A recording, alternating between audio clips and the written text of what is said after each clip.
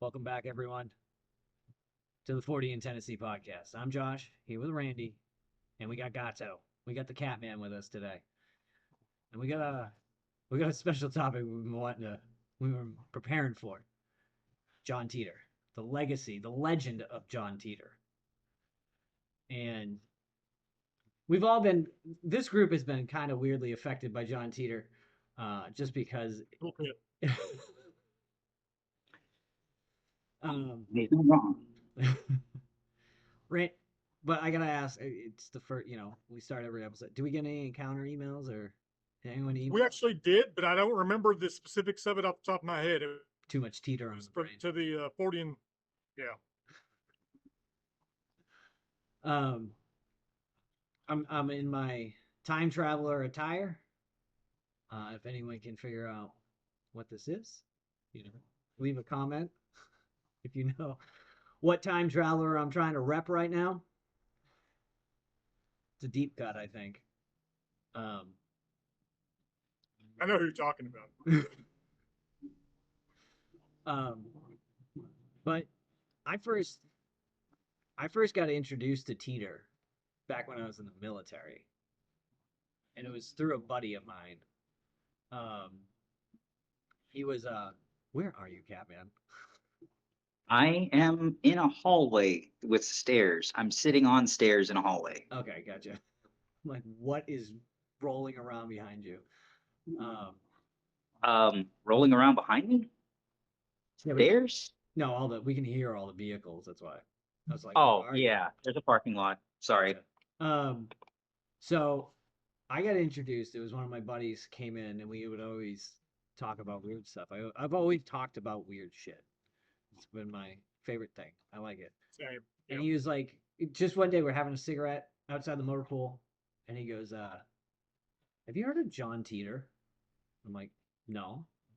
And he starts to explain John Titor to me, and like certain like the stuff that Teeter talked about and discussed on those forums back in like what 2000. 2000, Yeah. 1999 to 2001.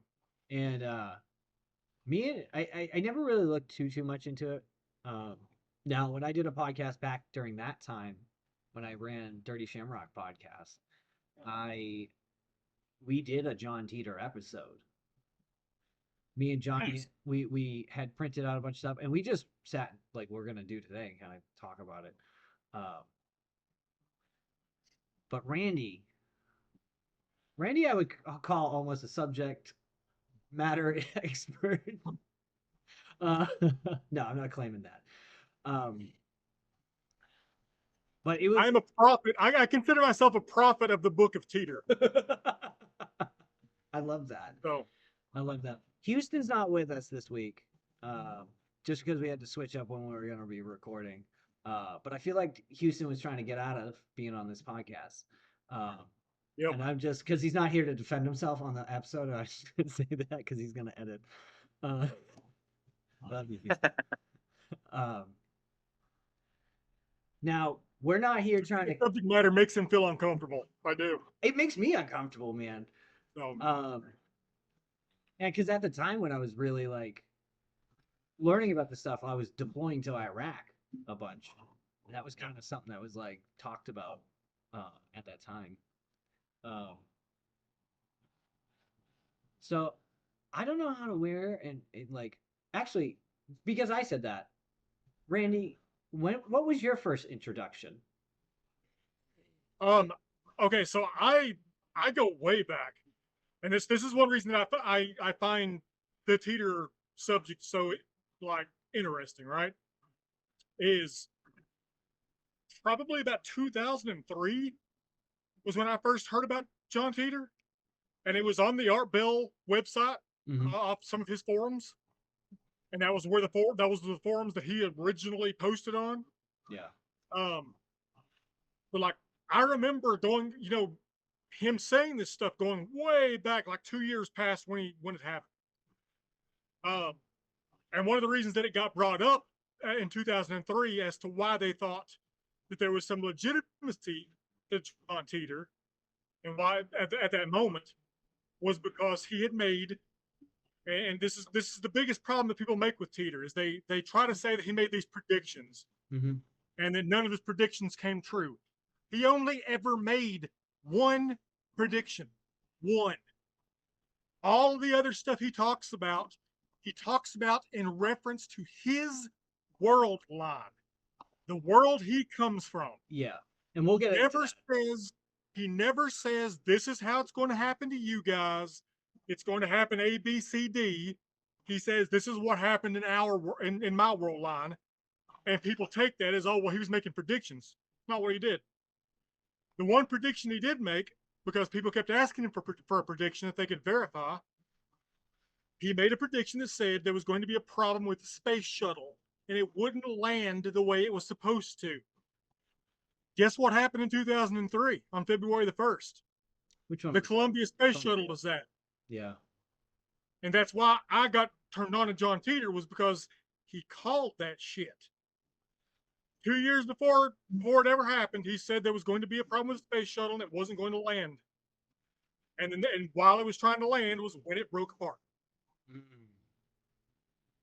So that was what kind of like made me pay attention to it, right? Yeah. And you have to understand to understand why the things that are happening in the world right now bother me and concern me, along with the the Teeter stuff, is the difference in world lines. When he talks about world lines,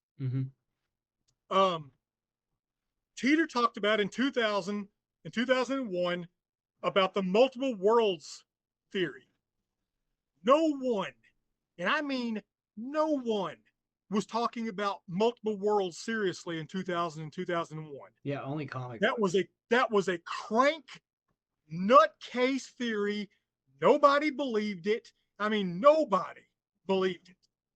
The only time you ever heard anything about multiverse anything was in freaking comic books back then. And now, well, guess what they just accept the freaking universe. Yeah, wasn't that like at the beginning of the year or last year? Yeah. They were like, hey. The Everett Wheeler model of the universe is what quantum physics is pointing towards, which is exactly what he said it was. He said this 25 years before the fact, when it was a crank, when everyone thought it was nuts. So I paid attention to that. He talked about there was going to be instability soon after 2000, and because of this instability, they were going to start taking rights away. And this happened in his world line. Keep that in mind.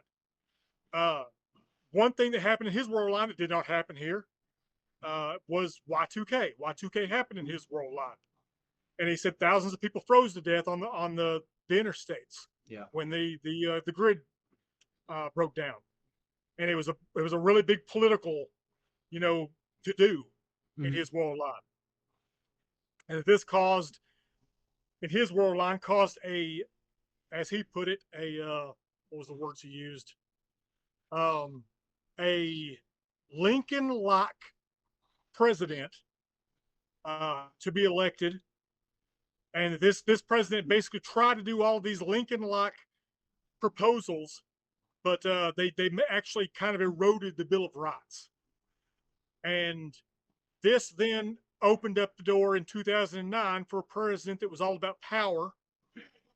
And this president was all, as he put it, was only worried about holding on to his power base. And this caused a civil war in his world line. And which he said lasted for about a decade, roughly. Yeah. And ended in 2015. Well, when there was a nuclear war. Yeah, let's pause for a second. Because I feel like we need to set up who John Titor is and where he came from, and get into that. So you've been following since Art Bell's stuff, when it really first started hitting a lot of people. Now, Catman, you found out about Titor from Randy. Like, I don't spend a lot of time online or on any of these forums. He actually came into Waffle House one night when I was working and started going on about John Titor. but like that whole week, he just been throwing one concept after another after me at like flying spaghetti monster and the invisible pink unicorn, and So, how many years ago was this when he first like? this was That was a what, long while ago. 2012? Oh, it was a while ago. Okay. No, 2013. Okay, so it was Had to have been yeah, it 2013. was a minute. It's been a minute. Yeah. So, so you just came into Waffle House every day and just talked some crazy shit to Catman? Pretty much, yep. He was one of many people that would do that. Yeah. Like I tend to be a beacon to the weird folk. Mm-hmm. I can see that. I can see that. I say as I'm wearing a homemade shirt. Yeah. But So at first, when he started telling you this stuff, what'd you think it was? um, I can't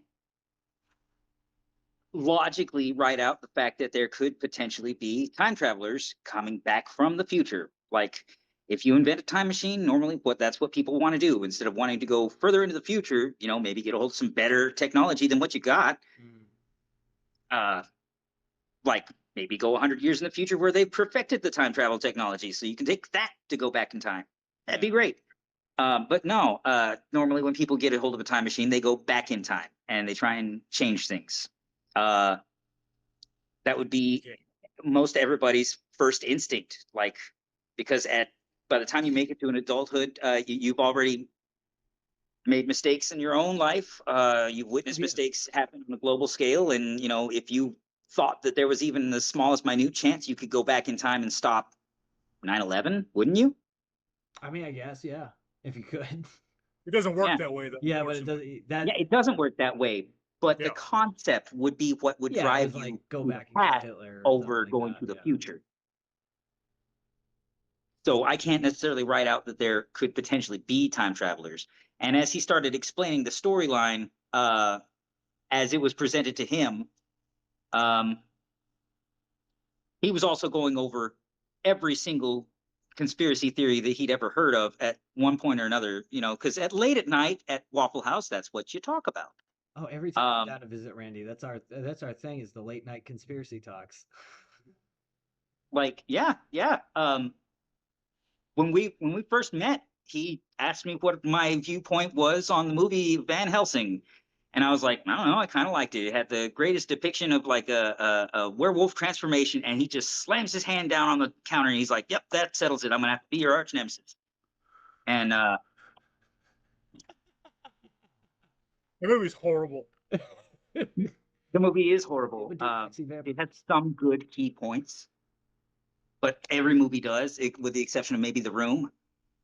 Um, Okay, we're getting off subject here. Yeah. but Teeter, I hoped that we could avoid that sort of timeline. And as the years went by, every time something been- started to click into the story that he told me, he would remind me. And I started getting a little bit paranoid about it, more so about 4 or 5 years ago, Oh yeah. during the last Trump presidential term, to the point where I was so anxiety ridden, I was climbing on top of buildings in the middle of the night in March to potentially warn everyone else if there were bombs dropped. Like that was, yeah. Like I'm not laughing at that because that's a lot of anxiety to be like, you know what? I need to fucking be Yeah. ready. No, that's funny story. I can actually orient myself north, south, east, or west on a lot of different rooftops. Like I memorize which way is north once you climb up, because I've been on them looking in like every direction, like a rabid squirrel, like just every few seconds changing one direction to the next, hoping that I'm, not going to be looking in the direction of the bright light and burn my retinas out. That's fair. Yeah. So And I don't become a carbonized shadow hanging out on a rooftop.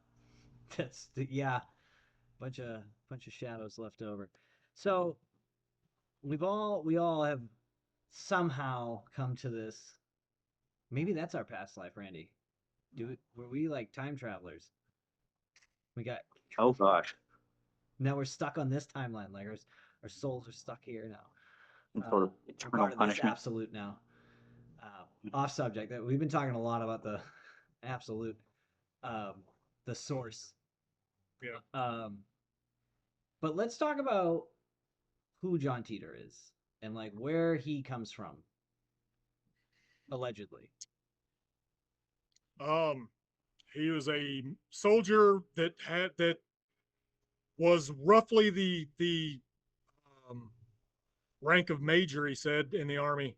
And he was part of a Um, shotgun battalion in Florida. He was like a or shotgun when he was a teenager. when he was Yeah, a teenager. Yeah. Diamondback, fighting Diamondbacks. Yep. He said. Yep. But he was a major in the army. One thing that was interesting about his why he was the time traveler, why he got chosen, it was all because he was related to the guy that helped create the computer he went back to go get. Oh. It wasn't because he was special in any other way other than he was related to the guy and they thought he had an in. They I do just a well, we're gonna talk about this anyways, but like he never claimed more than like, look, man, I just know like my degree of education is this, and this is my Yep. understanding of stuff. Like he was definitely like a soldier.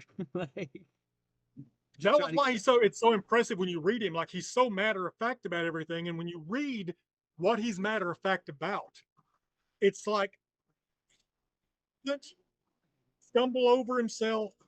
He doesn't contradict himself.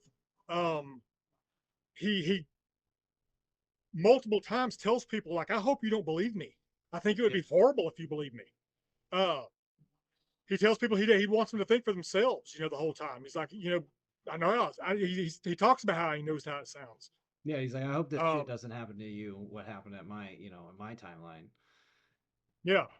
Like Um, he comes from a world just some degrees off of our world line, um, which is the many worlds theory, and that it would be a neighboring dimension. Yeah. yeah, and that Y2K happened, shit went south. We were just talking Yep. about thousands of people froze on the interstate. Uh, the grid. There was a civil war, though it was never called a civil war. He brought that up. They don't ever call it a civil war. They call it civil disobedience Yeah, in the news and stuff like that. He said that it was actually when someone asked him about how it was, if you watch the news, what was it like? And he said it was like watching Ruby Ridge and things like that on a weekly basis. yeah. It was supposed to be like Ruby Crashed Ridge, with Waco-esque events happening, Yeah. which is scary. Those things, those Yeah. events that did happen, Ruby Ridge and in Waco were fucking terrifying. If you watched it, I mean, there's tons of documentaries out there. People, if you haven't seen something about it, you're like, it's like, whew. he says that the war that happens, his civil war is not between North and South. It's between, basically he describes as political ideologies, Mm-hmm.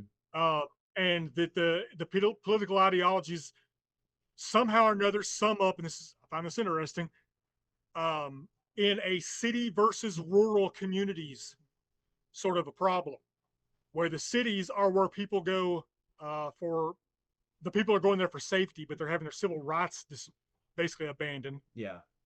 Talks about that people are being arrested en masse. Not like that's not happening right now. Yeah. We're gonna get into that. We'll get into that. Yeah. Like the stuff that lines up. That like I honestly, dude, the more I read him, he just sounds like a MAGA supporter who survived the nuclear war. Like he sounds like he agrees with all the MAGA lifestyle and all that kind of stuff. Yeah. So He could have been indoctrinated with it from a young age. I mean, you don't know. I mean, like you said, he had these like. There's certain things that line up with our own timeline. He's a neighboring, dimension. The U.S. eventually gets broken up into these city-states kind of After the Civil War, territories, right? after World War III, the United States breaks up into five, basically balkanizes into five regions Yeah. based off, he says, economic and security defenses. Mm-hmm. And like the world changed, so they're not like the tech stuff because they had Y2K happen and the grid shut down. That's a big step. That's a big, step backwards. Trying to get that stuff back. So where we didn't have that happen, our tech is. I mean, we're now dealing with fucking the verge of AGI, uh, coming coming to the forefront. By like 2030, where he describes life has kind of gone back to like more communal, like the community is what matters again, and like your home. Well, it has to be, because that's the only way you're going to survive. Yeah, and like travel's different. Long distance travel is harder because like again, tech setback happened. Um, Yeah. but there was a lot of other stuff that happened into not in America that he talks about, and it actually wasn't until right before the episode that I was like, oh yeah, it was a tech setback. And then like they don't have AI. They don't have like the cell phone. He describes that they have quantum computers, but he doesn't call them quantum computers. What does he call Someone asks what's the difference between the computating power in 2001 and his time period. And he said, you have to understand our computers, I'm paraphrasing, our computers don't work off of work the same way yours do. Ours work off how many equations they can do at a time, which is exactly what a quantum computer does. Yeah. does. So it's to think like what happened then for a big jump to happen again for them? You know what I mean? Like, well, it's not really a jump. It's just they had it their already. kind of stuck at around 2015-ish levels. Yeah.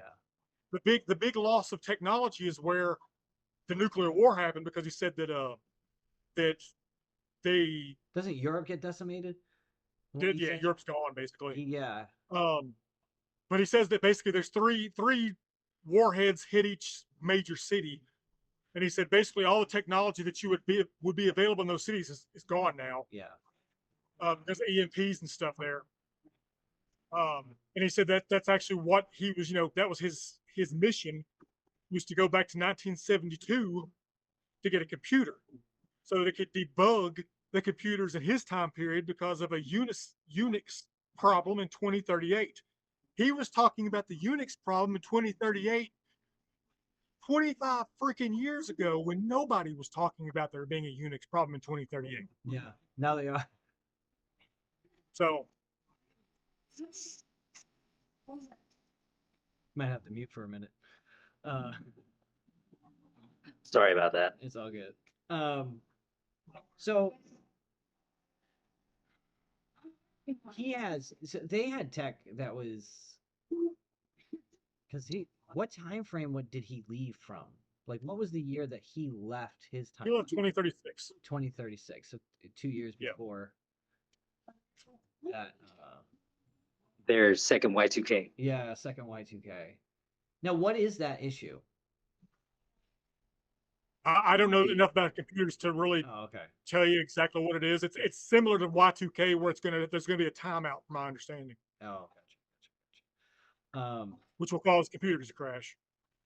Now, and the thing, the reason the computer he went back for, that's another thing that should be brought up. He brought up that he went to go get this specific computer, which I think is a 5100. Mm-hmm. Yeah, IBM 5100. IBM 5100, and he talked about its ability to do things nobody else at the time knew about. And supposedly there's been people in Microsoft that have said that there's a cult of Titor in Microsoft because they knew about this whole story and knew about the 5100 being able to do this shit. And it's basically it can translate language between multiple computer codes. Oh.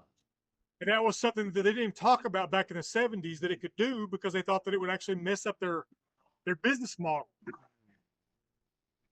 And he knew about all this stuff. That's why he knew about this so much that it's actually part of the Titor mythos that two computer scientists came up with the whole hoax because it's so in depth on what that freaking 5100 could do. They got it right. So I guess we'll get into that then before we get it. Is the who people think Teeter is. Now, there was one I saw that they were tracing back to like a movie producer. They were trying to trace it back to him. I forget who the guy's name was, like a screenwriter and a producer, and that they were trying to make like kind of like a Terminator-esque type movie. Yeah. And then There was a movie that was in development there for a while. The domain, the I think it was the domain name John Titor actually went up for it. It was they tried to track it through that once, but that was that movie. There was officially the hoax is all based off these two entertainment lawyers in that's what it was. Anyway, entertainment lawyers in Florida. Yeah. But what's messed up is both of those entertainment lawyers to this day say they had nothing to do with it. And after all this time, you think you just why not just be like, yeah, we were the ones that did it, or even just claim it? You know what I mean? But they said they didn't.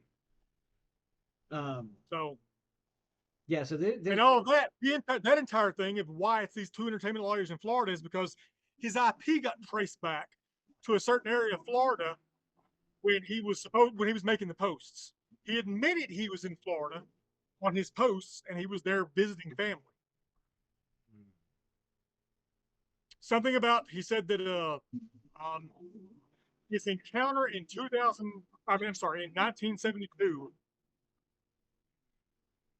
made him want to go visit family in 2000. So because he was trying to go back to the 70s, and then he ended up. Did he get back there? When he was leaving, he said the way that it worked, he had to leave on a specific date, right? And I swear it sounds like he's describing wormholes, like stable wormholes.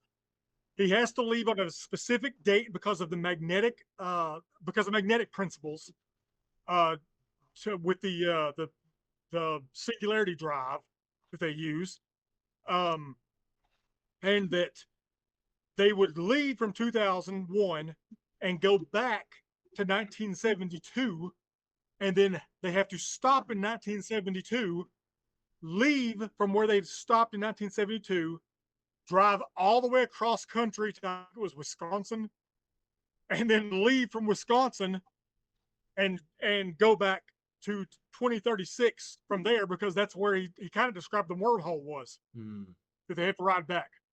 So my thing, okay, because I was in the Army. Now he's in a different timeline and stuff. He was by himself, right? No, he said he was with two other people. Okay. That was one of the things I was like, no Army would just send him by himself. Yeah. It would be like a battle buddy with him. Yeah, he said he was with two other people in his team, and that he had his entire team was 11 people total. Oh. But there was like 7 people. I think he said 7 or 8 people that were basically like weren't on his mission with him. Gotcha. Here we go. Somewhere else. Yep. I am not doing this the Teeter stuff service because I'm not reading his shit. I'm saying that right now. You really need to read his words, what he says. I swear to God, it sounds like I'm talking about scripture. But I told you last night, you print out the Bible of John Titor, I will read it.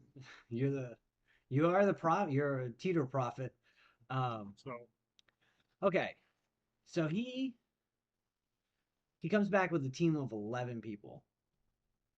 His team is made of 11 people. Made of 11 people. Yes. Only him and 2 other people were on the. And one thing he doesn't bring up, I don't know if he brought the 2 team members with him to 2000, or if they stayed back in the 1970s. He never brings that up. He says that he left. He specifically went off. He kind of describes going off of mission to go up to 2000 to see his parents. but he explains that basically he had some leeway to do his mission as he saw fit, so that's why he did it. Maybe he Interesting. stopped off not just to check in on family, but to check in to make sure that the computer that he hid was still there. Oh, I don't know. maybe. He says it's for family reasons. Is why he went up Yeah. And then he was with us for a year, right? That's how long? there. 18 months 18 months he was Yep. here till that date that he until left. March. He said he was leaving March 21st, 2001. So John Titor came into our lives through a forum, into everyone when this all kicked off. He just jumped into a forum. I forget what he was just asking about, looking for one of those computers, correct? No, he wasn't asking about the computers. Oh, He Art Bell, his original posts, he faxed Art Bell. because Art Bell asked if there was any time travelers listening to the show, to contact us. and he faxed Art Bell and was like, "Actually, I am a time traveler." He was going by Time Traveler Zero then. Yeah. It was when he went to Art Bell's forums online, he started going by John Titor, and he admitted that he was Time Traveler Zero. Okay.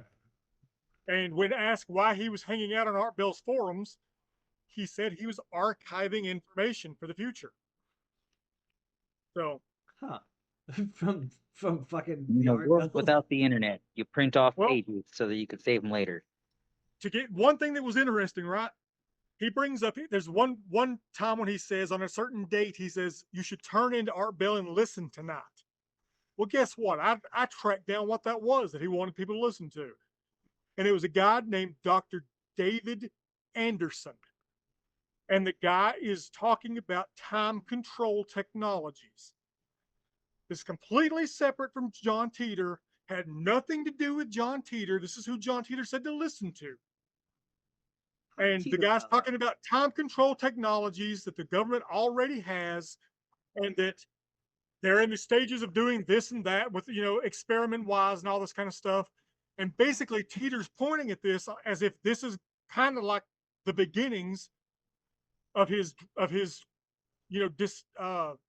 his drive. Yeah. And that's the other thing. He put up parts of the manual. He put up like pictures of the manual, Pictures of his machine's manual. No one was able to figure out what the hell those were. There was some people tried to say it was a vacuum cleaner, and that didn't get verified, didn't get pan out. Yeah, I looked at it. I was like, it looks cool. And when people were asking him, they're like, aren't you going against some kind of rule about you're going to just, mess up our timeline? He's like, no, because that's not going to affect my world line at all. Yeah.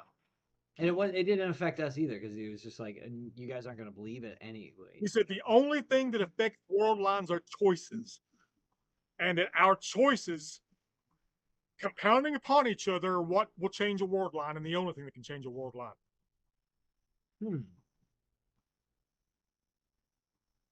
Okay. So let's start with similarities. Let's start getting into that. Let's go into the scary part of Titor. Where do we begin with this? He brought up that there was going to be a fracturing of the political states, and that there was going to be Republicans versus Democrats, which is basically what's happening. Yep. Class warfare. Yep. That there's going to be a president that's going to, just saying that there's a president that's going to get in power that's going to care nothing but about his power, and that he's going to that this president is going to cause problems between the cities and the rural areas. Now, anybody's paying attention, they're openly talking about going after socialist cities now. Like, they've said this stuff. The head of Homeland Security said this the other day. That if it comes down to it, they'll protect the cities from the socialist governors that have been elected. The fuck? Why? That's wild. Yeah. And he described that 25 years ago. That's kind of where we're at right now. It feels like, Yeah.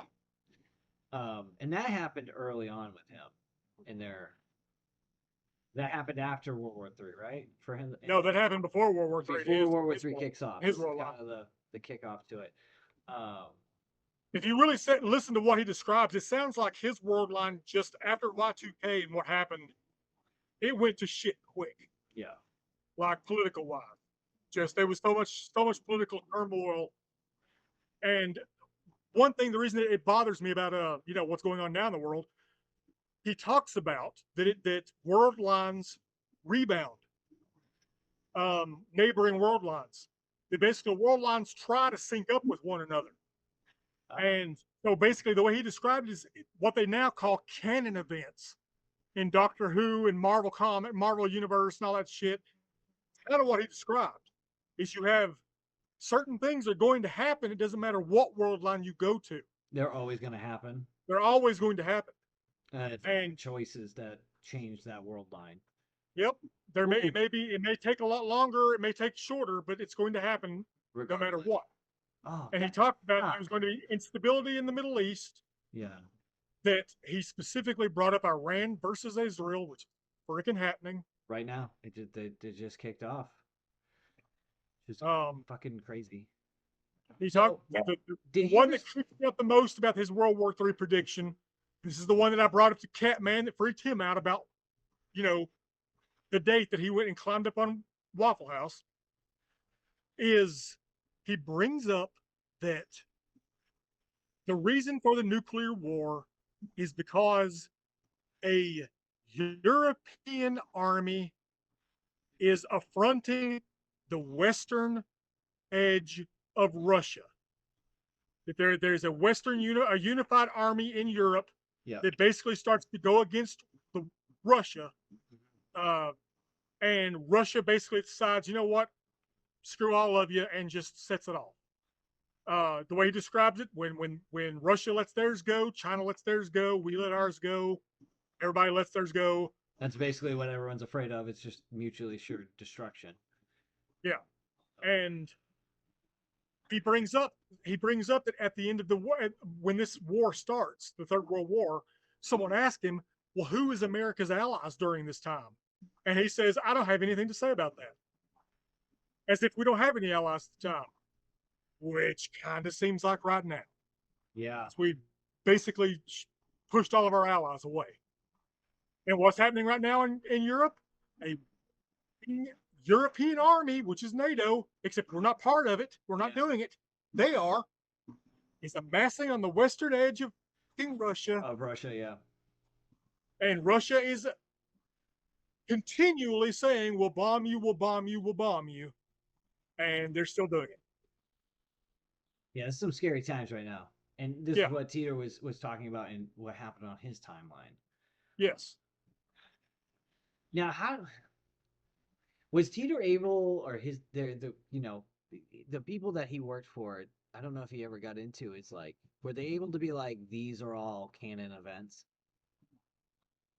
He doesn't go. He brings up that there's certain ways that they go about telling the difference between world lines when they land there, but he doesn't go into what it is.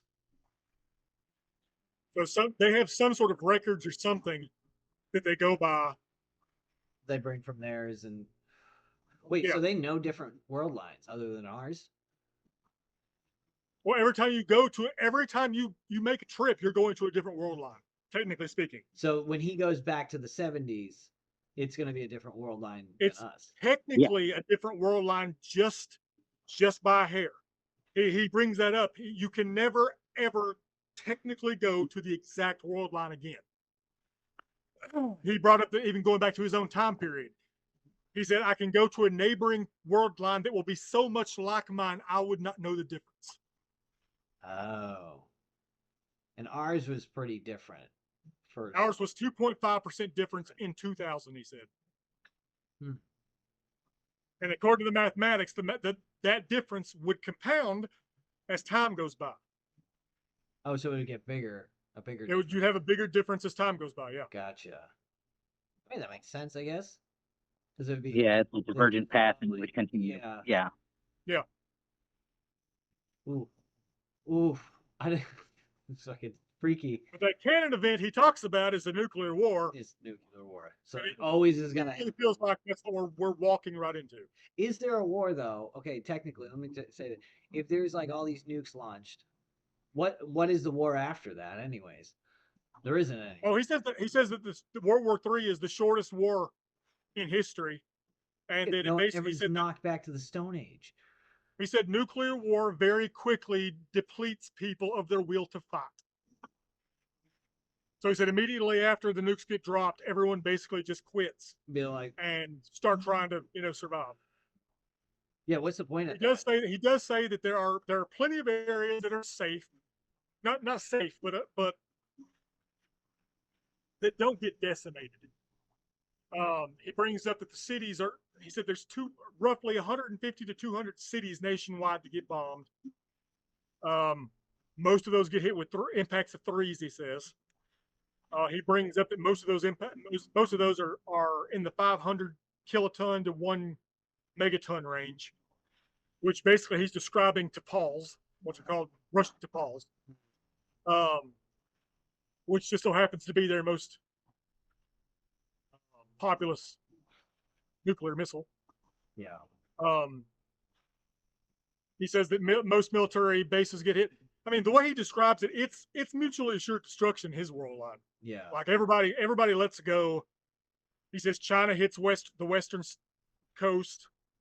Someone asked him if China is considered his enemy, and he specifically said, "I've never fought a Chinese person, but their missiles sure do make the people out west unhappy." Oof. So man, who has nukes now? Doesn't India have nukes? Like, what countries? There's India does. Pakistan just the other day warned the head of Pakistan warned that if Israel lets off a nuke in Iran, Pakistan is going to nuke Israel. good God. All He right. specifically stated that the conflict in the Middle East would be one of the signposts that it's about to get really bad. It's the Middle East because it's going to get bad real quick. The Middle East is, he says. And he says the other sign, he doesn't say these are signposts to look for. Those are my words. I should say that. Yeah. Again, he didn't make any predictions. He said what happened on his. I'm saying that if it's rebounding and it's going to happen, these canon events, these are things to look for. And the other thing to look for, he specifically brought up, was Taiwan. He says that China, in the years before End Day, as he calls it, China gets uppity and begins expanding. And he specifically states expanding into the South China Sea.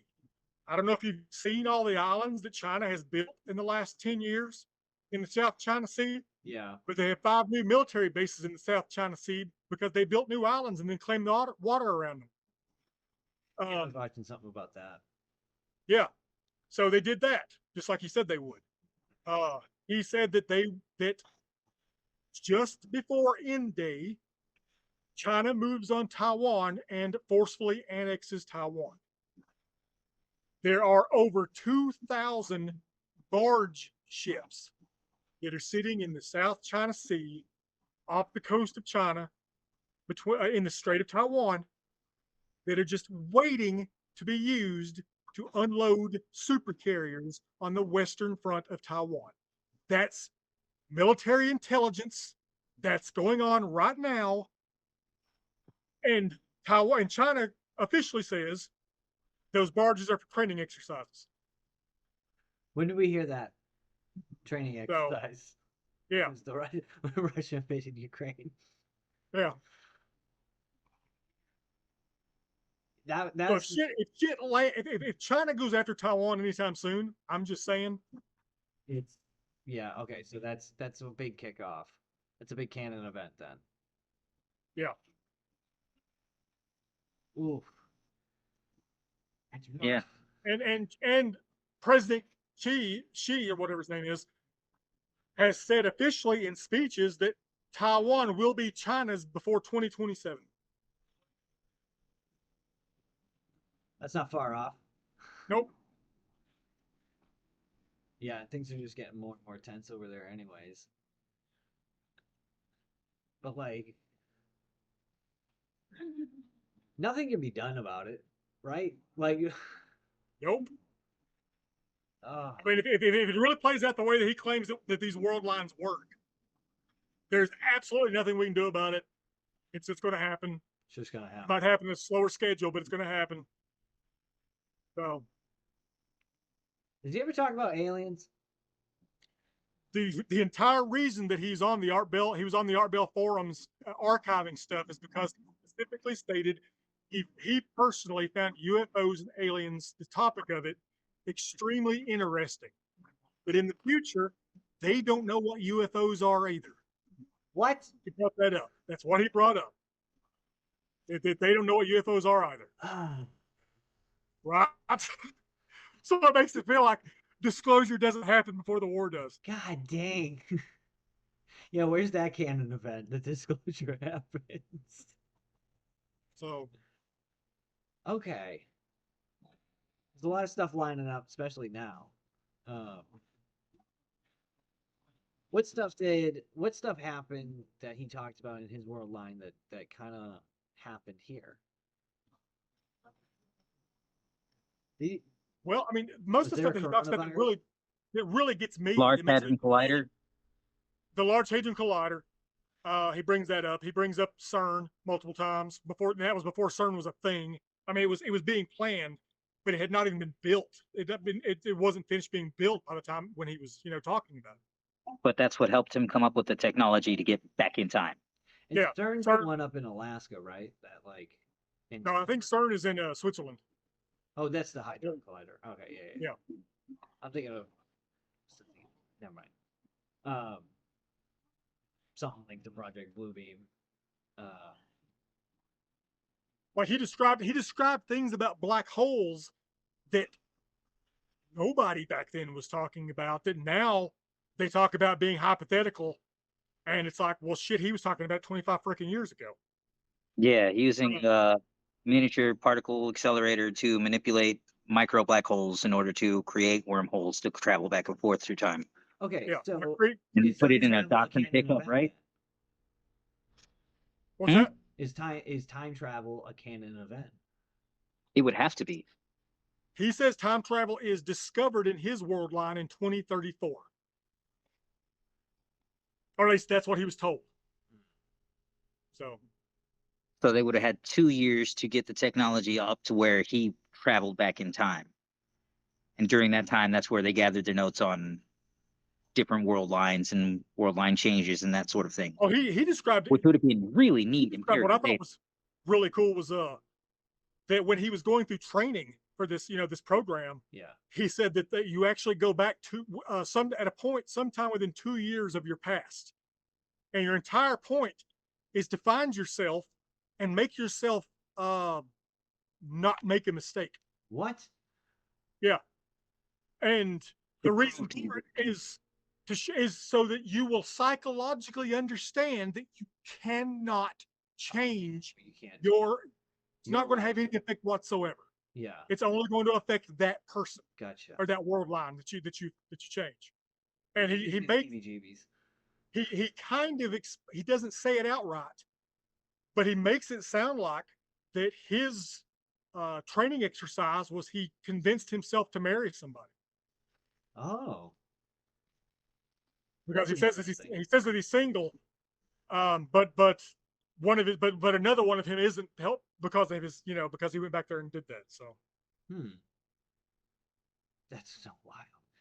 So this all happens after their World War III, right? yes, Which is like a lot of destruction. That's kind of a big like comeback though after that to be like time travel, baby. Again, we're going back to the future. He says he's stationed in Tallahassee, Florida, which is not Tallahassee. I'm sorry, Tampa, Florida, which is where Space Command is. Oh, okay. And he brought up this again 25 years ago, and I'm not sure if Space Command was in Tampa 25 years ago or not, but it's interesting that that's where he put where he's out of. So, okay, what was I had a good one. I had a question. God dang it. Um, did they ever? Did he talk about going to the future? He has never. He specifically was asked if he'd ever got to go to the future, and he said his qualifications did not allow him a his qualifications did not uh, basically have him go into the future. It had him go into the past. But So so that's a there was qualifications to go to the future. apparently, you can go to the future too. Oh, And he's asked, what do you use time travel for in your yeah. world? And he specifically says we use it to go get things. I mean, that's So fair. yeah, We just need to get stuff though. After a nuclear war, we gotta scavenge stuff from other timelines. Right? It's gonna be like basically Endgame. what he's explaining. Yeah, Oof. I wonder what What else is the- did he say? Any other like, hey, there was other missions and they went back to get blah. he says that there were other teams in the time in the he doesn't call it the time core. That's what I'm calling it. Yeah. In this core that have machines that allow for a greater divergence than his machine did, which his machine had a 60-year divergence on it, which meant he could go back with relative accuracy Yeah. about 60 years before the world line started getting weird. That was another weird, interesting thing he talked about was like if you start going back farther than the machine is capable of, you start getting really highly divergent world lines, and they're not even anything like your past at all. What? That's what I Yeah. want to know about. Right? I'd be like, dude, tell me stories about that. I'm like, yeah, we went back and it was all the horses were in charge, you know? Yeah. How would you get that data back to your base? You come back and like, what'd you see? You're like, dude, like, you'd be like, what happened? It was like there was no humans. There was only dinosaurs, and they talked. It was like the show Dinosaurs. Like, Something he brought up that was, I mean, is concerning, I guess. Uh, Apparently, roughly 400 some odd years in the future, uh, the way he describes it, like his world line ends. whoa, He said that he was told, when he was given his the lowdown in his group that he's Debriefing. in, that there is a wall roughly 400 some odd years in the future, and when you go there, there's nothing. It's just space. maybe the world line only ends because they have to get further in the future to make those choices to extend it. That's my He brought up that the beliefs in his time period in his world line are that world lines, even world the way he put it, even world lines that are neighboring and basically mirror one another can have ends at different time periods. oh. So What those ends mean, I have no idea. what is making these timelines is what is freaking me out right now. Because now I'm thinking of these massive like cables and like space just like bumping against each other and like stopping at certain areas and like some going further and it's just like Yeah, I mean, look, modern quantum physics talks about with multiverse theory, right? That people need to wrap their mind around this. Don't think of different world lines constantly doing this, okay, by each other. yeah. Think of them as fluctuating in space time. So they're like They're kind of breathing, so they're doing this. So in a way, we don't live on this world line and we don't live on this world line. We live this world line. We live in this time where like these different world lines are merging. We won't perceive when those world lines come apart. oh, is that where Mandela effect comes from? His world lines. It could be. It could be that you're remembering things from that divergent world line as it crosses over. The universe is a lot weirder than we think, guys. Yeah. Are we just the stalks of a beholder? The eye stalks. So he knows in 400 years his world line just fucking ends. Something's there, yeah. Um, now A discrepancy. He called it a discrepancy, was what he referred to it as. discrepancy. He called it a Yeah. discrepancy. I believe that's the word he used. Yeah. Now I'm just curious of like, I would be like, did you see our world line end at some point? Um, so he, how do I phrase this? How do I say this? He got the computer, right? He had to. Yeah. Mission Yep. accomplished. So this brings up an interesting theory, or no, just an interesting question because we've talked about it before on another podcast, on another episode, but it was cattle mutilations and time travel. Wasn't there something we were talking about at some point that like if they were coming back to get a certain like If you like, wanted to come back and get a sample, an environmental sample across the board, you could take a cow or a human, any kind of animal really, but you could take a cow and basically take certain parts of their digestive system, and you could tell because the breakdown, like all of the different chemicals, all the different everything that's in an environmental, in that basic environment.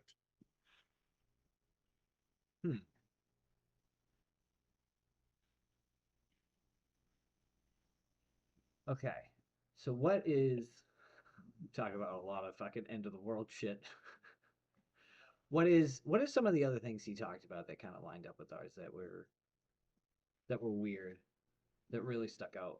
I mean, other than like the In the early 2000s, people were asking, like, give us hints of stuff to look for.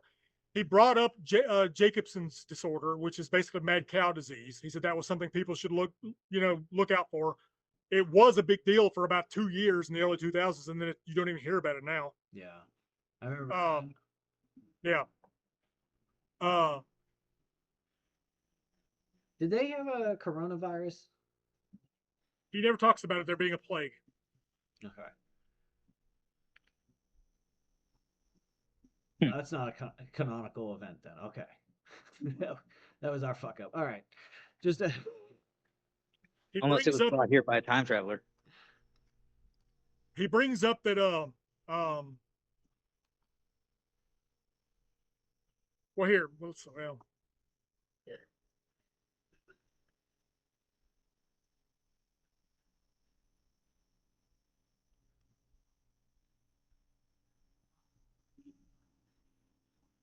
oh, there's so much to read through.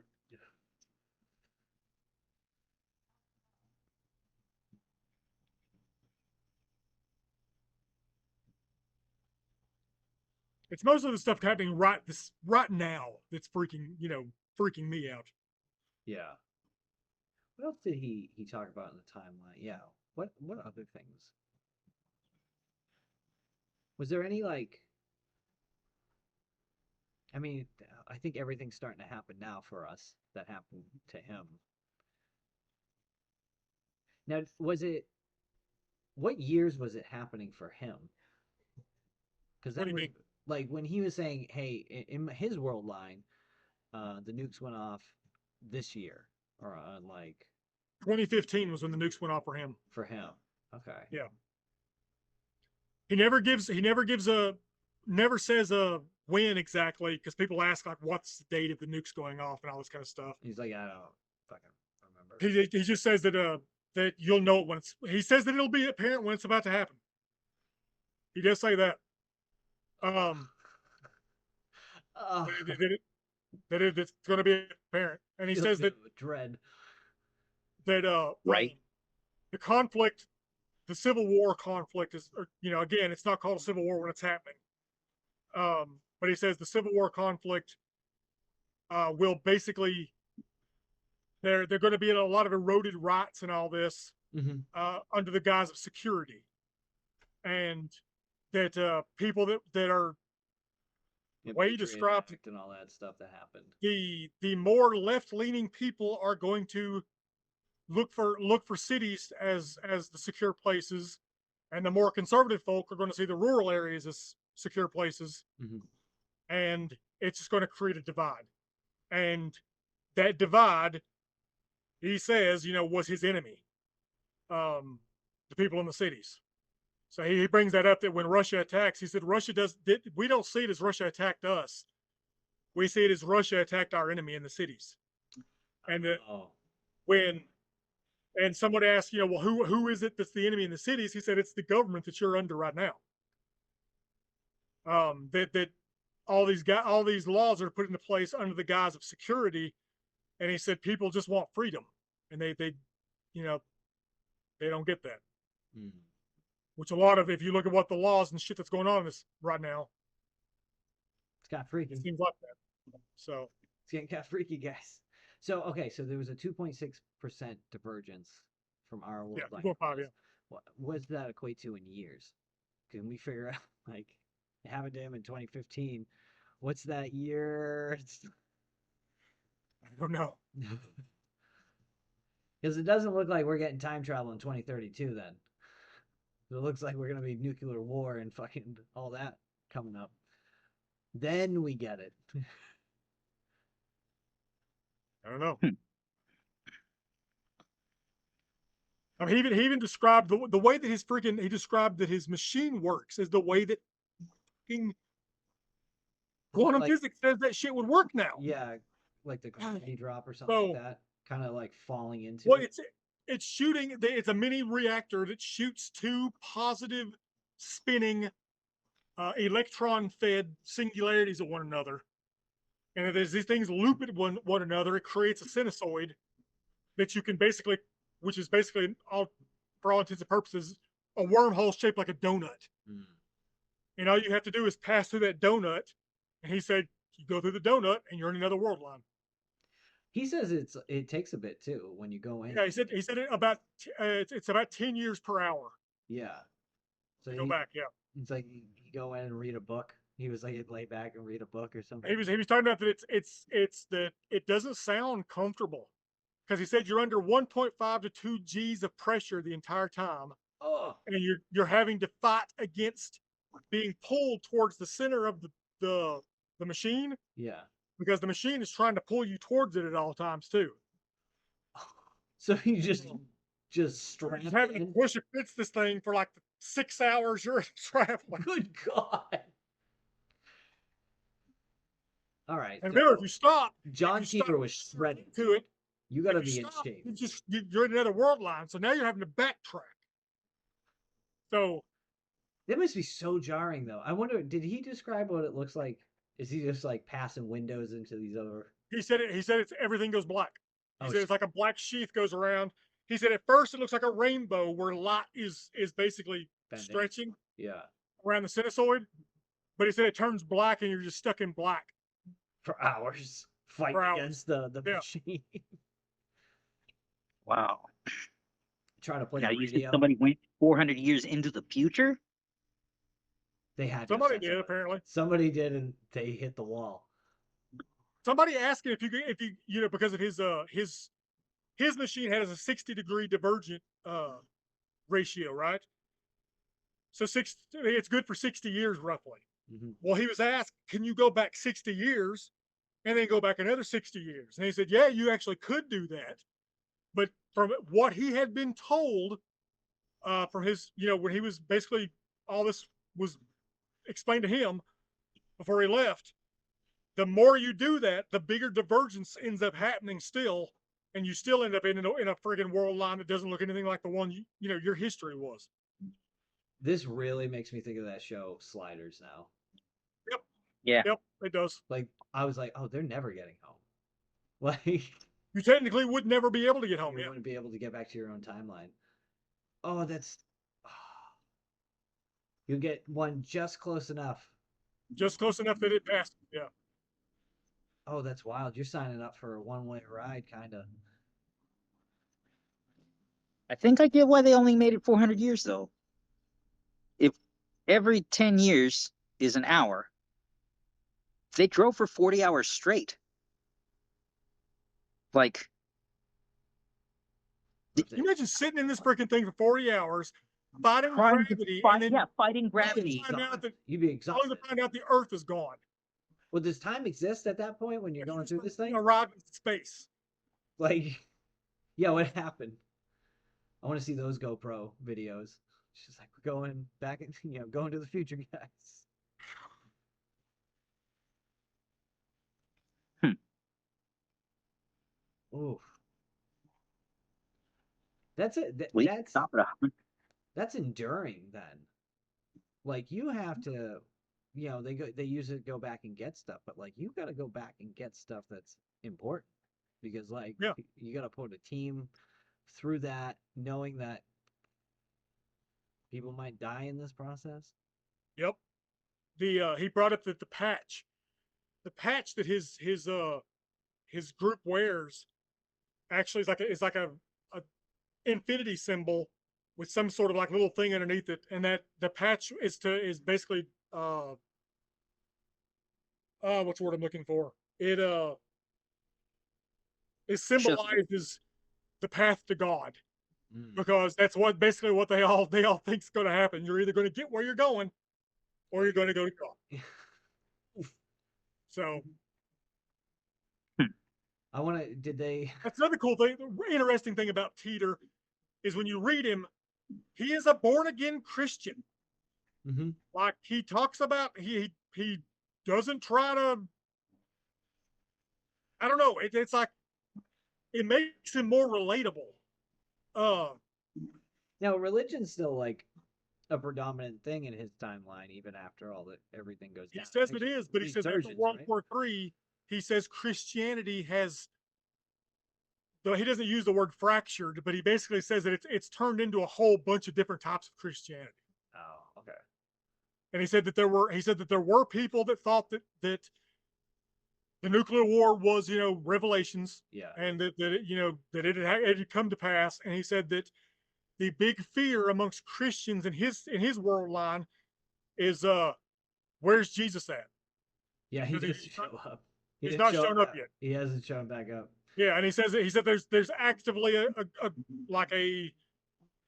Movement. belief that he's angry, and that they're waiting for the line that's talked about in Revelations, to come and whoop everyone's ass. Ah. So. Oh, that would have been great. He was like, and Jesus showed back up, guys. I forgot to mention. No, he says he hadn't showed it back up, and everyone's worried about that part. That sucks. That sucks. I didn't even think of that. Yeah. Yeah. People would see it at the end time, and then which makes sense as to why Christianity would fracture and turn into how are we going to interpret this? Y'all ever eat Douglas Adams? Yeah. Yeah. Hitchhiker's There's a restaurant at the end of the world, and everybody was just waiting around for the savior, and then finally he showed up. I think that's what would happen when you fracture a timeline that much. Like, he was going to show up at a specific time, but then you started spreading out the threads, and he didn't know which one to land at. Was Jesus a time traveler? Fucking. There's only one of them. He's jumping from timeline to timeline. He can't be at all of them. Quantum leap Jesus. Yeah. Wow. I want to watch that show. Yeah, I haven't watched that in a long time. So, Titor, I want to I wish there was still a way to interview this guy. It brings up one date I need to bring up. Okay. And this is the date that freaked Catman out. Yeah. He never says this is the date of end day. Okay. Yeah. His I don't remember his exact quote, but it was something along the lines of telling you information that won't get you killed is different than saying avoid Washington, D.C. at 3:45 a.m. on March the 12th of 2015. Now, he brings up 2015, which is the year that he says the nuclear war happens. Mm-hmm. So people thought, well, oh, that's an end day. It would be interesting that if that was around the time of end day in mid-March, because that would explain why there's a quantum effect in March that he has to wait on to time travel with, because we nuked the shit out of ourselves in March. Well, bringing up UFOs and us setting off nukes is when they kind of really showed up more, Started right? going up. And Yep. and there is the theory, there's always like, what if these are travelers from other times coming over here, and they've talked about that nuclear bombs hit on like a dimensional level, Yeah. so that like they're here being like, what the hell did you do? Yeah. And he's just Yeah. like, we gotta wait for the nukes to show up and then be like, whoop. Like, poof. Yeah. But like they're like, we don't know what they are, but it's like, what if they are a timeline that didn't end? They had time Yeah. travel, and they're Oh, just he flopping brings that. around. Titor brings that up and says that there's theories that UFOs are future or future more uh Advanced more time travel. technologically advanced time travel devices from the future, that but he said he has a problem believing that. Don't ask me why he had a problem believing that, but he said he had a problem believing that. And be like, why? You have time travel. Yeah. You literally have time travel. We've seen Sasquatch, and we still have stuff that we don't believe. So I That's mean, fair. or That's have a fair. hard time believing. That's fair. Another interesting thing he says Bigfoot is is up.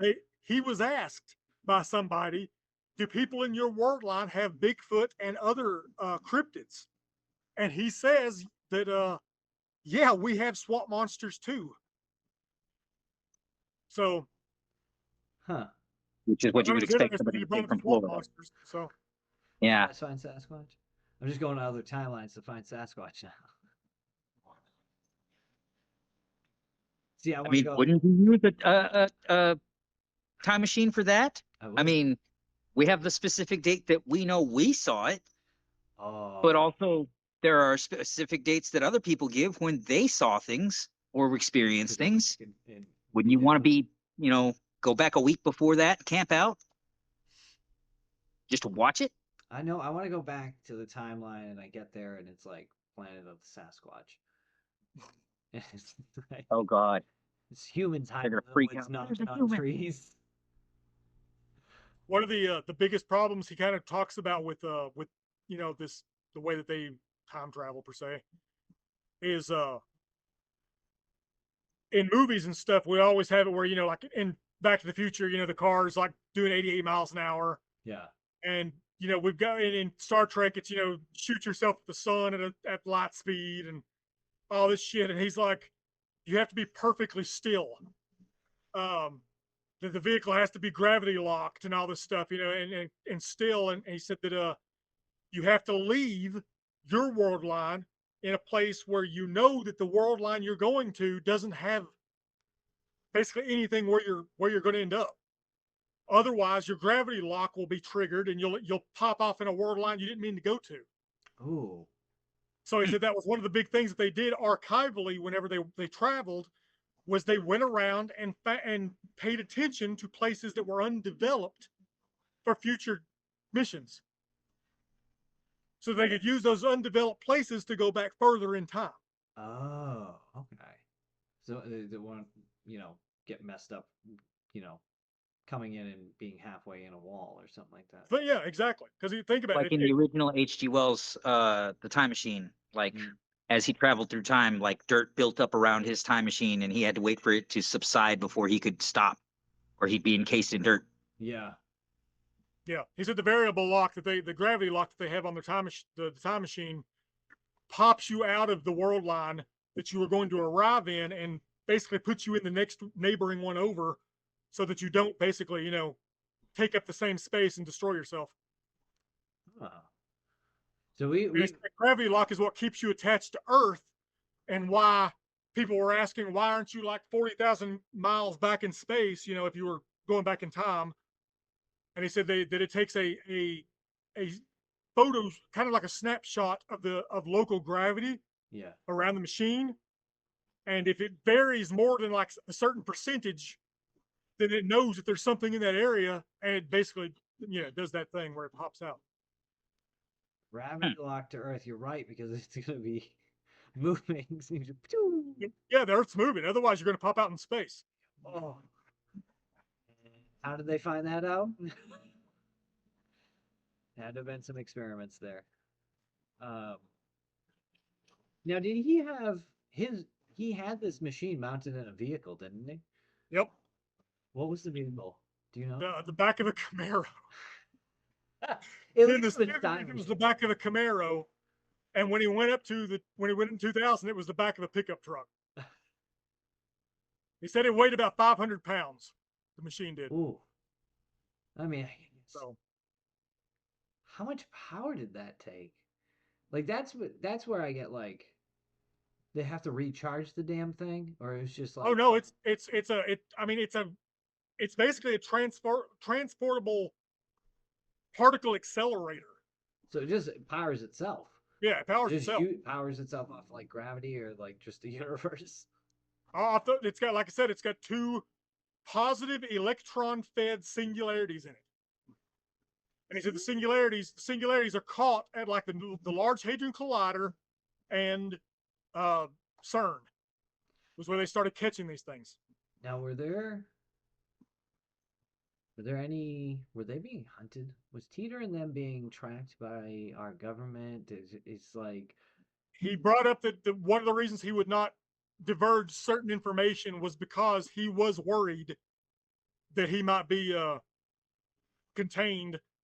And he said he brought up like, what do you think's going to happen if that happened with, if that did happen in that scenario? He's like, I'd probably be on the end of a lot of. He said he'd be in a padded room. I'd probably be on the end of a lot of needle pokes. yep. And he said, and then someone would probably take a screwdriver to my machine Yep. to see how it worked.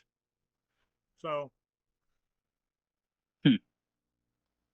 but he was like, I don't think anyone's monitoring, Art Bell's forums. And I don't think I got a lot to worry about. He brought that up. So, I mean, that's fair. That's fair. Especially at that time. Yeah, who would have believed him? Yeah, exactly. At that time and stuff. Ooh.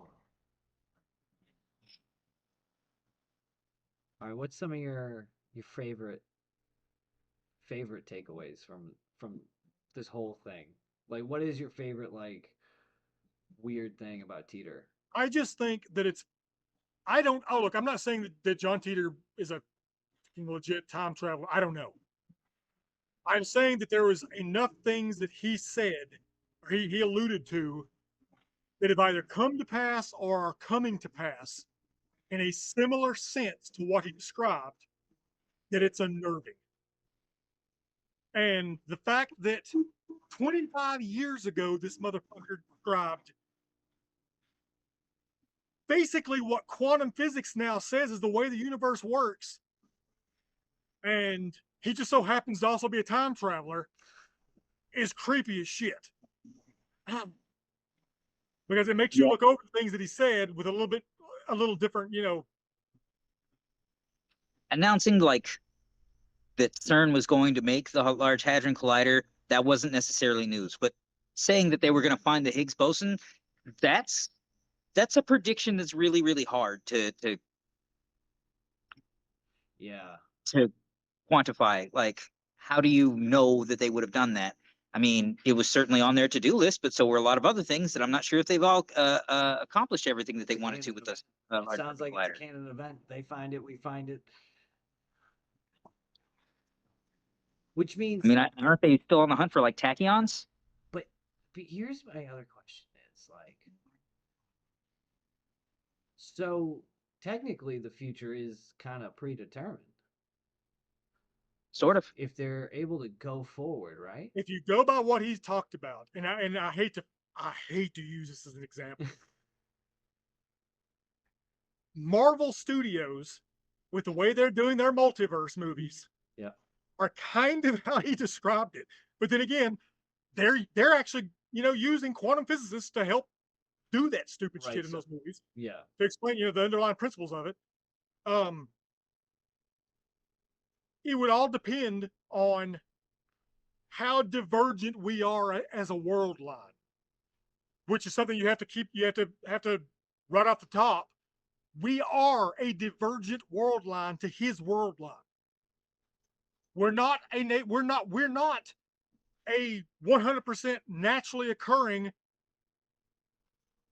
neighboring world line.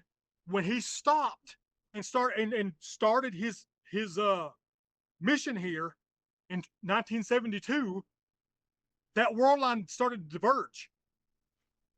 When he went to 2000, the world line started to diverge. So there's 2 points on our world line that he's caused divergences that, like, we may not be in the original world line. Is what I'm saying. I think a lot of people have been talking about that though. Feels like a lot of shit changed at certain points, and and what you mean is like not one of these. We're not one of the main like strands, No, you know, we're one fluctuating. of the ones on the side fluctuating. Yeah, and we're ones that came off of one. Yep. Oh, We're not this. We're one of those. gotcha. But it's like, is there like a main line all of these lines are coming off of? Whenever these canonical events happened is when they basically merge. all come together. Yeah. Yeah, this is creepy. This is really creepy. Of course, then again, like if like World War One was a canon event, had to happen, it would make sense if it happened in every single timeline. Some timelines would just have this weird excuse for it, like ours, where it's like Archduke Ferdinand got shot or assassinated, and we were like, "Yep, we're gonna just start a world war." That's why Yep. it's that for us. But in Yep. theirs, maybe it was something else happened. Yep. Something more direct. It would have been something completely. It'd have been something different. Every world line would have something different. slightly different that caused it. Yeah. I mean, the more I think about the Archduke Ferdinand thing, the more it's like, yeah, that we started a world war because of that. It's just ridiculous to me. Yeah. But I mean, like, And you know, he said, and again, okay, Y2K didn't happen for us, right? yeah, But 9/11 did. Oh yeah, because he wouldn't have had one. Yeah, he didn't have 9/11. But he brought up, you know, that like time kind of rebounds. It ripples. It tries to regain itself. It tries to remerge and with those neighboring dimensions. And so we didn't have a Y2K, but we still had a freaking huge thing that happened in the early 2000s that caused us to go nuts. And our political system to go, you know, you could argue that our political system is as messed up as it is because of, you know, Desert Storm 2. Yeah. So yeah, that makes sense. I hate it. I hate it and I love it at the same time. It just makes it weird. If he's right, and what we're experiencing is we're on a divergent timeline, a world line, and these canonical events are going to, you know, take place, then what immediately within the next few months, if you know it is anything like what his was, the Middle East is going to blow the fuck up. Like I don't mean necessarily literally, yeah, but it's going to get bad really quick. I mean, it's pretty bad right now. Yeah. Yeah, it makes you wonder. Like, you know, it sounds like that's a canonical event coming our way. Yeah. And I can see how if we enter, you know, we do some stupid shit with Iran, and that causes a broader cascading effect because you know everybody's got allies. Everyone's gonna start. I could see our current government tightening the reins. Yeah. On people under the guise of security, because we'll be at war. And we already have troops in the freaking streets of LA. Yeah. Oh, wild times, man. Yeah. Wild times. So we're not far off of this crazy shit, really, if you look at it from a certain perspective. That's fair. Oh. What's some funny stuff? Let's try to end it on a good note. What's some funny Teeter stuff? I Um, don't know what you think. according to Randy, and I could be getting some of these details wrong, but I'm sure he'll correct me. Um, Teeter was grossed out by the idea of us shopping for food the way that we do. Oh yeah, yeah, They seem like they were much more in a, Farm? I don't necessarily want to say hipster lifestyle, but it was like he was freaked out because we didn't know where our chicken come from. Like Yeah, well, we don't. he had like a more community-based yes, Yeah, economy, so yeah. there's probably a lot more farmers. Yeah, in his world line, he talked about that food is grown communally. Um, you don't. There is no food, made on mass production anymore. And that he brought up that the first time he saw a superstore in 2000 or 1999, he said that he cried because he'd never seen that kind of food in one place before, since being a child. Yeah. Uh, but he said that food creeped him out because we're just so open about eating, eating chemicals. things without knowing where it came from, Oh, yes. or is that such a big deal? Where they come from, like livestock.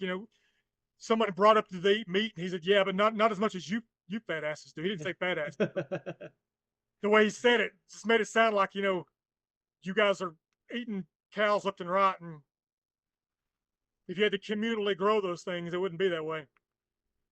Oh, yeah, that's fair. That'd be like, oh, once a month we're gonna have a cow, Yeah, if once a month, yeah. Yeah. Yeah, that's funny. He brings up something that he brought up that he brought up for a minute, and then he basically dropped it, and it was how women's places in that time period in his world line. Yeah. And he said that women's places in home are much more conservative than they are in 2000. Oh. But he says I can argue with my thoughts on that if you'd like, but he never brings it back up again. Brought up that women are in the military like men, Mm-hmm. that they even shave their heads like men in their military.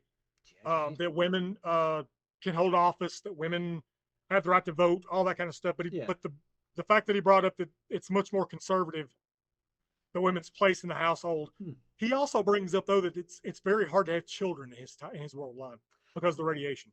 I mean, they've been talking about low fertility rates currently because of the microplastics and stuff, right?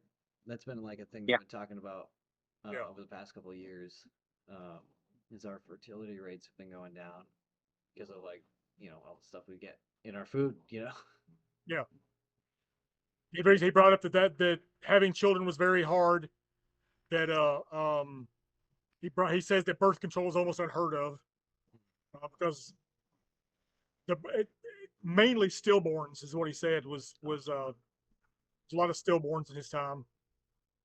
Um, he says that I found this interesting because it's real. Uh, I did a lot of research, because of this stuff into radiation poisoning and all that kind of stuff, like the effects of fallout, what it would be like, and he describes it that it's mostly skin cancer. Um, in his time period, that people have to worry about is skin cancer and organ cancers. Yeah, how are they like in his timeline? How were they dealing with all the radiation?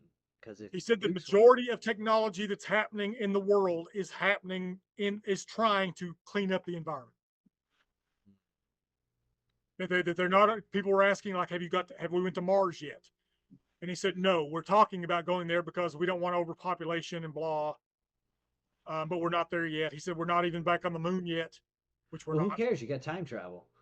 Yeah. Like, I was Brought just up thinking that there are engineers that are trying to use displacement fields for space travel, but he said that they don't got the math. He said they don't have the math done properly. So we haven't figured out how to slingshot ourselves across, to Mars and then lock on. yeah, 'Cause, yeah, you're right. They would have to like shoot. They'd have to not gravity lock to Earth Yeah, yeah. Kind of aim towards another body and go for it. But aim differently so you get there at the same time. You know what I mean? Like, Then you're getting into a whole different. oh yeah, I'm The other planet's going to have a different world line and other shit, and it's like, yeah. They show up and there's aliens there and stuff waiting for us. get there to Mars, and there's not even humans on Earth anymore. Right? We were the ancient technology from Mars. We just traveled back far enough to live there Yeah, when it was habitable. John Titor's from Mars. That was his timeline. They were actually on Mars. Yeah. Um, what Yeah, he else? brought up that when he was with his family in 2000, people asked, are you there with your, have you seen yourself? Yeah. And he was like, yeah, I'm living with me. Yeah, but And how that he was 3 years old. doesn't that like mess No, he brought that up. No, no, He's no, like, no. what? No, Okay, go ahead. psychologically. Just like I know. Psychologically, it would. If it would, yes, it would psychologically mess with the kid. But he specifically brought up that they didn't tell him who he was. Basically, he kind of alluded that he was like Uncle John. Yeah, but what about the parents? He said that it messed with his parents a little bit. Yeah, But how do you approach and be like, hey, he didn't say, but he brought up that he said within the first 30 seconds of me introducing myself to my father knew who I was. so it's just a connection thing then. So I don't That's know. probably I why mean, he it could sent be it it. back to meet up with the older relative in Yeah. 1972. That might be a familial thing, like they found out through time travel. You go back, you meet members of your family, and it's not that hard to convince them when you look like them. Yeah, that's true. Oh man, to go back and find myself and be like, dude. He brought up that when you meet yourself, that it's disconcerting and will freak you out because you don't look like yourself.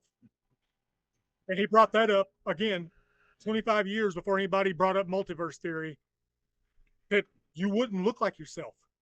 You wouldn't be yourself necessarily. Yeah, but like, how would he know it's him if it doesn't look like him? You just know?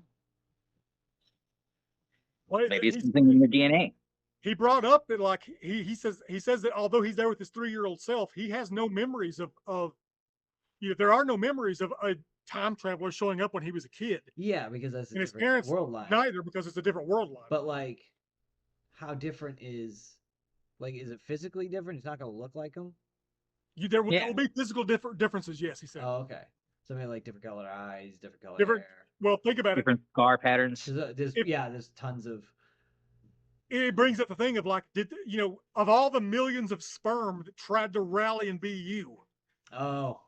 is it really you just because a different sperm made it to that egg, or would you still be you if nanoseconds later a different sperm would have fertilized that egg? That's fair. Okay. With that context. Yeah. It would be like looking at your baby brother. Kind of you, but kind of me. Yeah, I get that. Yeah, he said it was a little off the way he described it. It was a little off. How do you fucking go to your parents? And he's like, my father knew, but it'd be like, dude, time travel happened. He even brought up that his father still didn't necessarily believe that the time travel device would work. Oh. He believed that it was a son. Believed he was from 2036. Still wasn't sold on the time travel working though. Well, thankfully, there's no. It seems like no bad time travelers at this time because they won't. They're not coming back and trying to take over our timeline. If you go by what he described, they may not be able to because we're such a divergent time world line. So they're going to bring back a lot of people. The only way, for Man in the the High way he Tower. describes it, the only way that he could come back here after he left, if he went back to 2036, if he wanted to come back here again, he would have to go back to 1972 and then catch the freaking wormhole from 1972 back to 2000, and then from 2000 to here. So it's like a. Because he said every time you turn that machine off and it stops, it's making a stop in another world line, and you're having to backtrack. Okay. Gotta backtrack. Jeez. Yeah. Yeah, like first thing you do when you stop in a world line is try and find a history book and maybe a phone book or something. Yeah, I but don't. He doesn't say what it is. okay. He just says that you try to Yeah. find your I divergent. mean, Got some in weird. theory, you find something that would help you key points, like write things up, figure out which canon events have happened, which ones haven't. But okay, he was sent back to get a computer, Yep. right? From that world line. He can't get back to that world line with that computer. Yeah, you can. Nope. You said he could only get back to the one close to it. It Well, wouldn't he's still be taking there. the computer with him.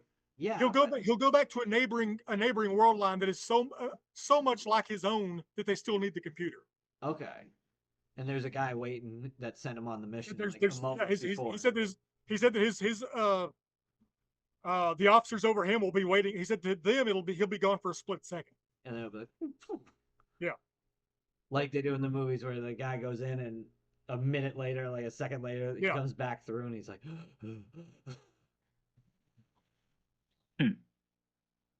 because it's like, so then the line he came from has to hope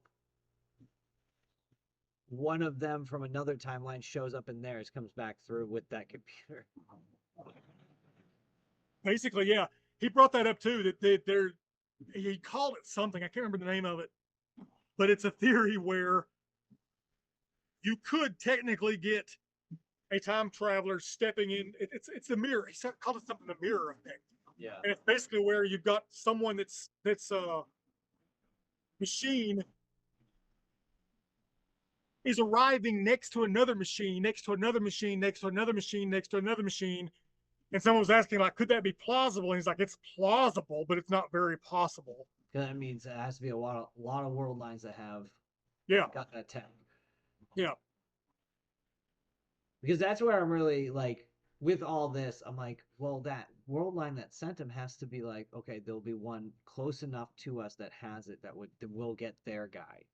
Yeah. And they'll get our guy. Yeah. He brought up that there was a diagram that he's like, I could illustrate a diagram of neighboring dimensions to try to explain to you how it works, but he said, it's beyond my ability. So Man. Life as a time traveling soldier is not for the faint of heart. It's an acceptance that like what is real at that point. Yeah. I mean, Because the way he describes it, it's like the world is what you make of it. That's really what it comes down to. Like, yeah. Because like he even brought up that the difference between, like, he can't see evil the way that people used to see evil. He just sees good and bad decisions. Because in this what he called the superverse, in the broader superverse, morality would just play itself out until to a neutral standstill. For every good decision you make, there's another world line around you where you made that bad decision, or you made the yeah.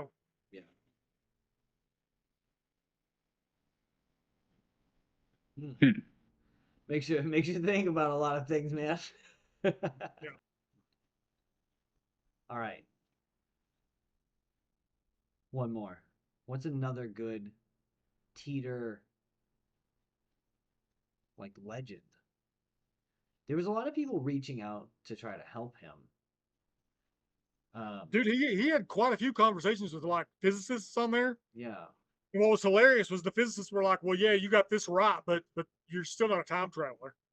Like, they were admitting he knew his shit, but they were telling him he wasn't a time traveler though. It just like, And like, fuck you. there was a couple of times where he put these big equations, and I don't know what those equations mean, but like nobody ever came through there and was like, "Well, you're wrong here, here, and here, and here." Yeah. It stood. So, and again, the fact that he explained the Everett Wheeler model of the universe, multiverse theory, 25 years before people started taking that shit seriously. Yeah. Yeah, because I mean, you talk about that. It was just comic book stuff. That was movie stuff. That was movie fantasy stuff. And now they're like, hey, I guess there's evidence that this is what Every freaking Marvel movie is about the shit. Yeah.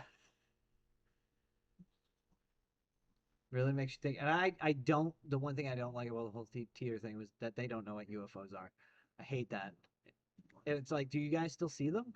That's what I would have like. That would have been the second question. Is like, are you guys still seeing these fucking things? Yeah, but It if was you're living in a world with time travelers, like where that's a thing that some people can do, then why isn't it we saw UFO let's say Washington D.C., right? On a Thursday, why couldn't you all just time travel back to that Thursday to get a better look? because the world line's not necessarily going to have the UFO come over on Thursday. Yeah. Fair. Yeah. What would Okay, be yeah. the differences? Unless that UFO going by on Thursday is a canonical event. Yeah, like it was drawn to the temporal distortion of a bunch of time travelers showing up to look for it. Create paradoxes. So I was really getting into like I was rewatching Blade Runner and stuff, and I went back and I watched a old interview from is it Philip K. Dick? Yeah. There's a pretty famous well, not interview. He does like kind of a talk um in France, and he like I guess it was just like I don't know, it was like an author symposium or something like that. But he had a big crowd. But he talked about the books he wrote was from timelines close to ours, were other world lines, Yeah. and that in these world lines, the stories that he wrote about was what Man in the High Castle was one of these world lines. Blade Runner was one of these world lines. Um, and he was like, these weren't dreams; these were real, like visions or Okay, so Teeter brings that up kind of, and he says that there's a model that and he said it's been explained to me, but he doesn't quite get it. That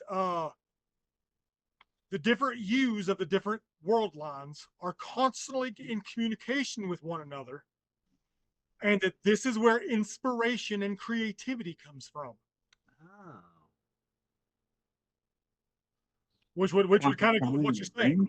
okay. So So he was seeing, yeah. So it's like you're getting those dreams are what you were doing in these other fucking timelines. I've had some wild dreams. Same. I this is a fun one. I had a dream one time, and this was back in like I think it was middle school or something like that. Um, but I was in my middle school, and there was robots taking over, and we were karate fighting, and it was so fucking real. I remember waking up and being like, I like that was somewhere in the multiverse that's happening. that middle school Josh was like drop kicking robots in the cafeteria. But dude, like there's like that's one of those dreams that have like stuck with me. Like I said, like one of those things that like has never left my fucking memories. Um, because I remember like specifically about that dream. I know we're getting off topic here, but like that, like I had like a lot of control. Yeah. Felt like I had Lucid. Yeah. yeah, very lucid. Like I was like, okay, we got to do this, we got to do this. Um, but it also felt like I was kind of listening in on myself in a weird way. You know what I mean? Like I was in control, but really like as a observer through the eyes, just the decisions were being made, and I was like, yeah, yeah, yeah, like connection. That's weird. Constant communication with each other. He said that it was something that had been brought up, that it's something that they believe in his world line in the future, that there's a communication going on between all of the U's that make up the super U. Uh, he got into some really crazy philosophical stuff about that too. Like how religion had taken the multiverse and basically incorporated it into all of these different U's, or what's going to eventually go back to God, and it was crazy. I just think about all the stuff that we've created, like writing wise and like stuff, and like some of like, you know, our creative babies, so to speak, right? Like I have my like Two Forever Fantasy World. You have like Conscript and stuff. And now thinking about that like with that theory, right? That means that there is that fantasy world that I have fucking really envisioned someplace in my world line. I mean, it could be a world line with different physics. Yeah. So Yeah, no, exactly. And that's just like, oh, huh. I'm like, I wonder why all those like that creativity is so vivid, so tactile at times.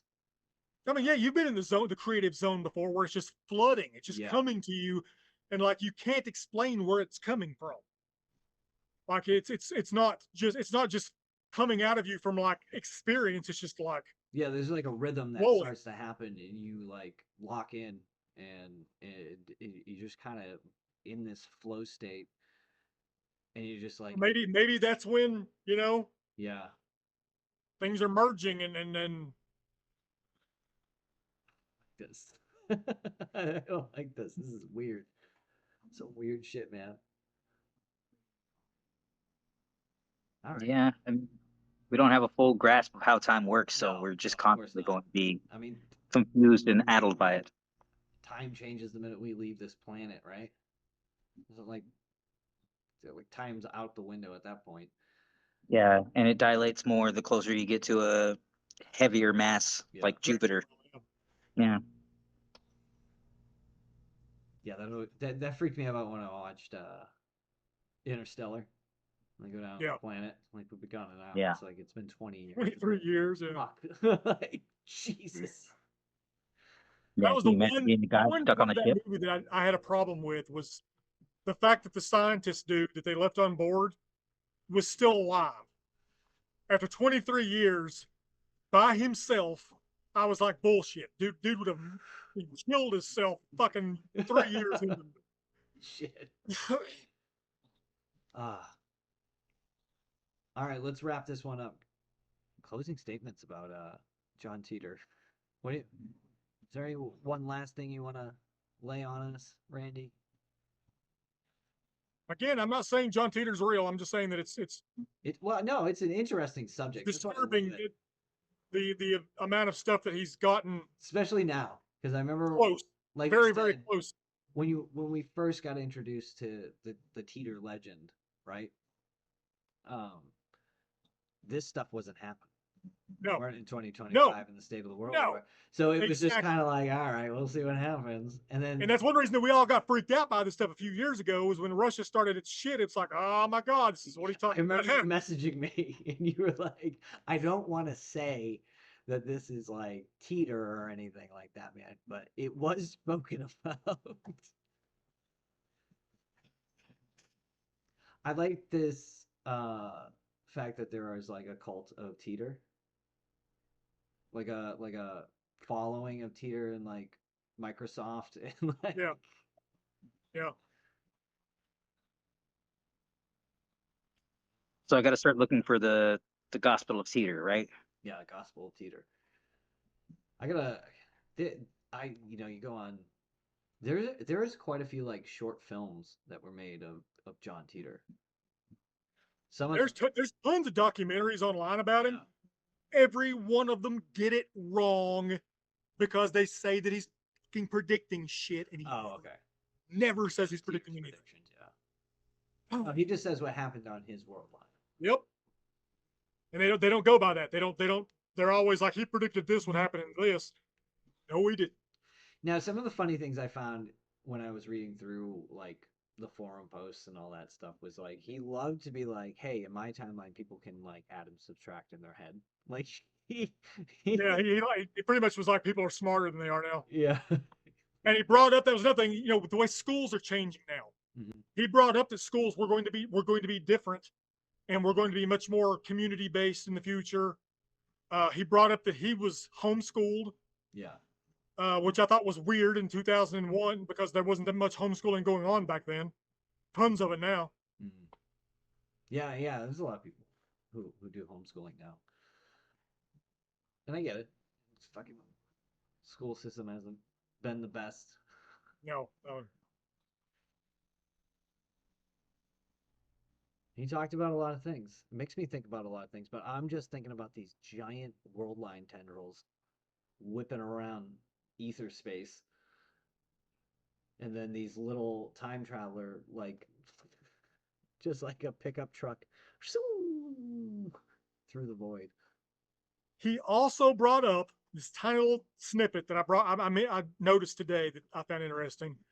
someone asked him to try to describe the way the universe is constructed, right? Yeah. And he said a balloon inside of a balloon inside of a balloon inside of a balloon. And if you go by the theory of we're all inside of a giant freaking black hole, that black hole is inside of a black hole inside of a black hole inside of a black hole inside of a black hole. So a balloon inside of a balloon inside of a balloon inside of a balloon. That's weird. That's freaky stuff, man. I'm just saying. Yeah. Just saying. Just saying. This dude on the internet said. Yeah, he freaked out a lot of people though during this time in those forum posts. Yeah. There's not a lot of people freaked out by it anymore because it's way past 2015. So they're like, oh, you know. It's the time, like the divergence percentage is what I'm like. Well, what's the year divergence? That's why I kept Yeah. thinking I was like, well, if it, how many years? And they get it. Time travel here. Do we gonna see? That's what I'm gonna wait for now. Is like if the the bombs go off, I'm gonna be like, we're getting time travel soon.